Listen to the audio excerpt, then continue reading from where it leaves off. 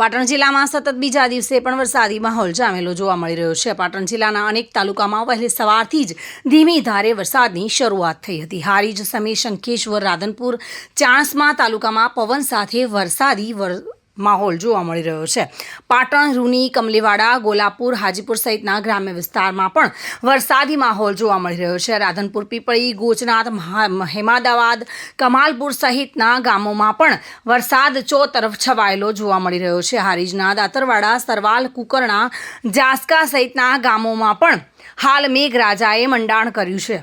અવિરત વરસાદ વરસતા ખેતીના પાક એવા કઠોળ, કપાસ સહિતના પાકમાં નુકસાનની ભીતિ સેવાઈ રહી છે, કારણ કે સતત વરસતા વરસાદના કારણે હાલ ખેડૂતોના પાક નુકસાન તરફ જઈ રહ્યા છે અને હાલ ખેડૂત ચિંતિત જોવા મળી રહ્યો છે। પ્રવીણ યોગી સાથે bureau report, today Gujarati news.